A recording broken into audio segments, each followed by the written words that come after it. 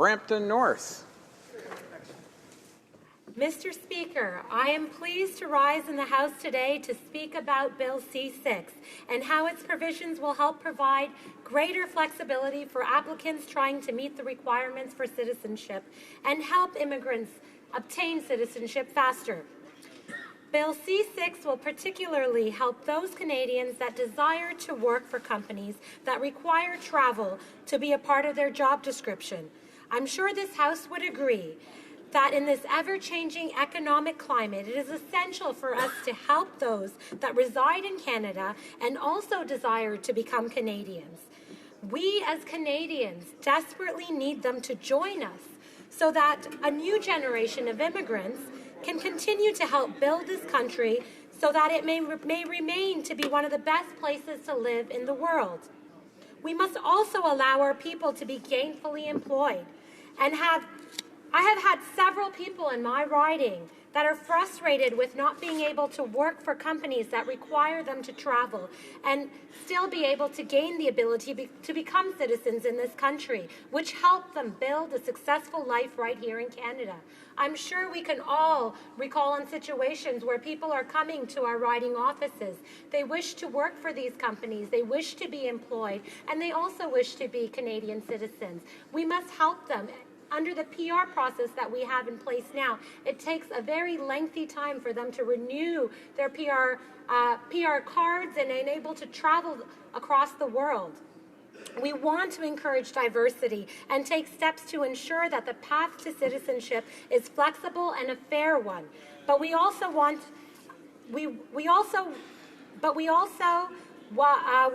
to encourage Canadians to be prideful in taking their Canadianship.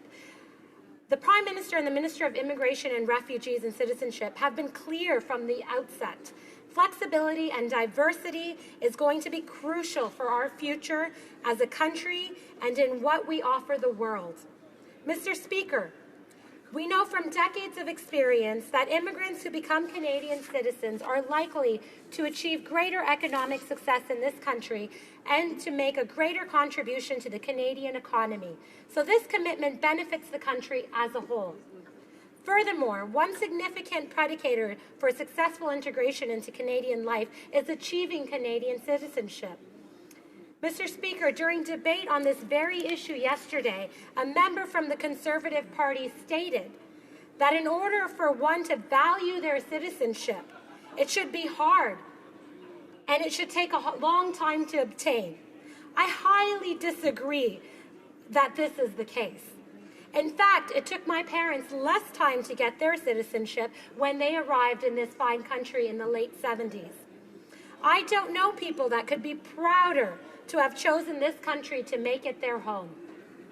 They have contributed greatly to this country and have worked extremely hard to make their lives and the lives of their children a success here. I also have a senior, for instance, in my riding that helped me on my campaign. And I've never met a prouder man. He came to this country as a senior, and he did not come to this country with much knowledge of the English language or of Canadian history. But he was someone that would always remind me of how honored we should all feel to be involved in the democratic process. And he always made sure my office had a Canadian flag and insisted I wear a Canadian pin on my jacket when campaigning. At any event I had, he made sure to remind me that I play the national anthem, and he stood proudly as he attempted to sing the words. This is a person that never had to take the test, because when he immigrated to Canada, he was above the age that required him to do so. I ask you, does it seem like that individual does not value their citizenship? I think not. If anything, at times, people who are born citizens and have never lived elsewhere can end up taking their citizenship for granted. Bill C-6 provides for flexibility that benefits both the lives of new Canadians and the social cohesion of our diverse country. The first way it does this is by amending the physical presence requirement to the equivalent of 3 years out of 5. More specifically, the proposed changes would reduce physical presence requirements to 3 years out of 5 immediately before the date of application from the current 4 years out of 6. This will allow individuals to apply for citizenship 1 year earlier than under the requirements that came into force May of 2015, making the path to citizenship a shorter one.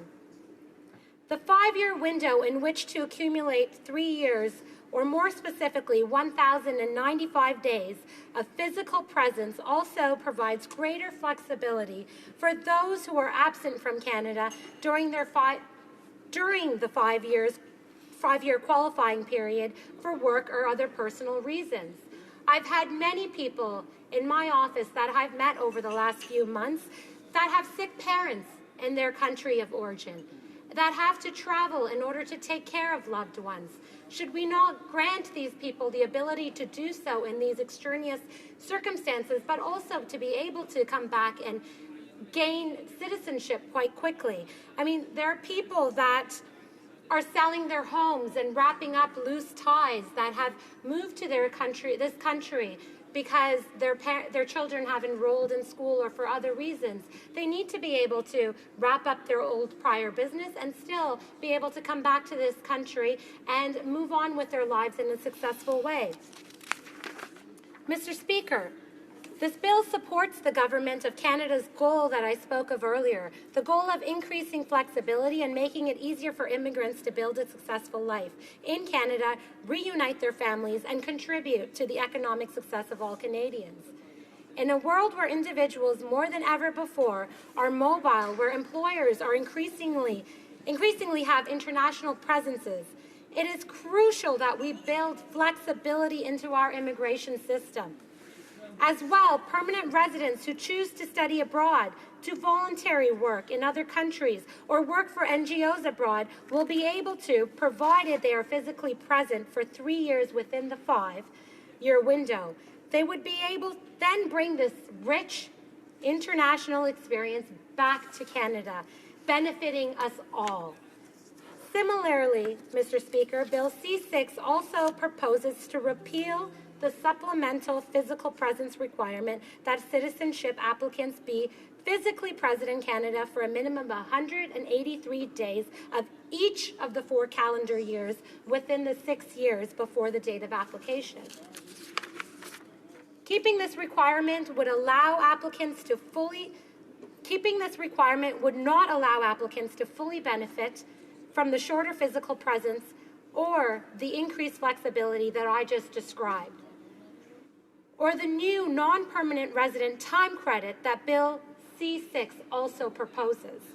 Removing this requirement will also provide more flexibility for prospective applicants to meet the requirements of citizenship.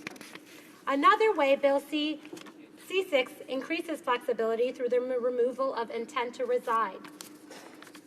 Under current law, applicants are expected to have their intention to continue to reside in Canada if granted citizenship. Applicants are required to hold this intention from the time they submit their application to the time they take oath of citizenship. This provision created concern among some new citizens who feared their citizenship would be revoked in future if they moved outside of Canada. For example, although the period covered by the intent to reside provision does not apply after a person has become a citizen, it created great confusion.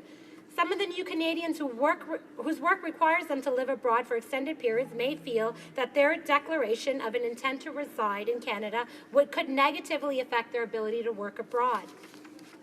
The government has made a commitment to repeal the provision. Doing so and making it clear that no citizens are bound by it would eliminate any misconception that Canadians would have. We want our immigration system to be flexible to the needs of those who make Canada their home. Mr. Speaker, more broadly, the changes proposed in C-6 support the Government of Canada's commitment to fostering a diverse, fair, and inclusive country. Thank you again for giving me this opportunity to speak in favor of Bill C-6 today. I encourage all my honourable colleagues to support the bill as I will. Thank you.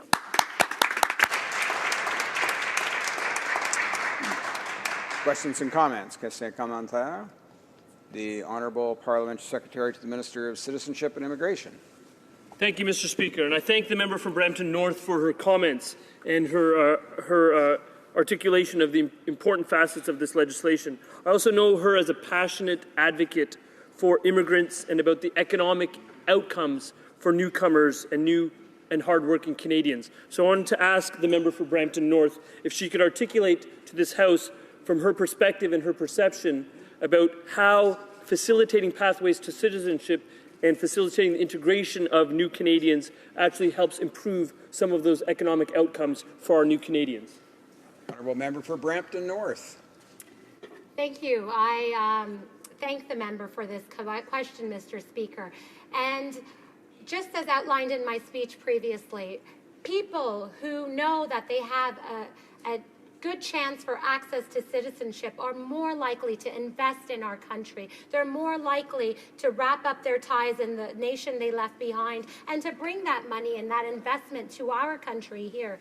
This improves our economic stability here and of their families here abroad. They have security knowing that their children will one day become citizens, and it allows them to make long-term future plans in this country, and that's exactly what we want. We want the people that come to our great nation to feel a part of the fabric of our society and to make Canada a home and to make sure that they are proud to be Canadian, and as they will be if granted citizenship in a fair and quick process.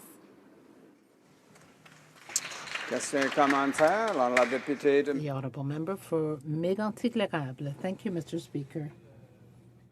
I would say to my colleague that I really enjoyed her speech, especially the story of her family and how they came to Canada.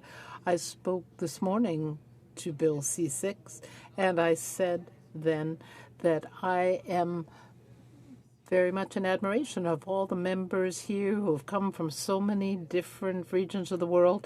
In my riding, we don't have a huge mix of cultures.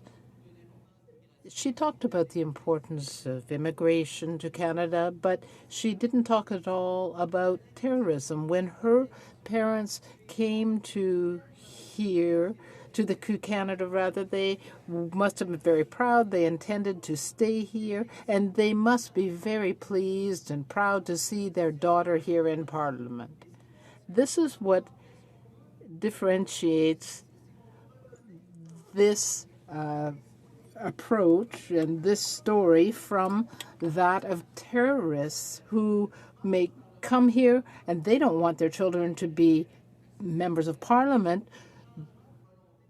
How does she feel about this difference in point of view about people coming to Canada? The honourable member. Mr. Speaker, I thank the member for his question. I think it is a very important one, as this question and this issue has been raised in this House several times since yesterday. Terrorism is a grave crime, and so it should be treated. I don't believe any member in this House has stood up and said that terrorism should not be taken seriously. And I also feel that terrorism should be taken extremely, extremely seriously. However, as we talk about Canadian values, we must not forget that one of our Canadian values is equality before the law. A Canadian, as we have stated many times in this House, a Canadian is a Canadian is a Canadian. We cannot treat some set of Canadians different than other sets of Canadians, and we have to make sure that we have a justice system in place, which we do, and that I am quite proud of. I have to say that our Canadian justice system is quite equipped to handle these situations. The bill before talked about terrorism, people that were convicted in a Canadian courtroom for a certain duration of time. These people will be dealt with by the harshest penalties of the law of Canada, and that's how they should be dealt with. So I don't believe it is necessary for us to create this two-tier system where we have to treat one Canadian different from another Canadian. We can still accomplish the goal of fighting terrorism without this outrageous law. Thank you.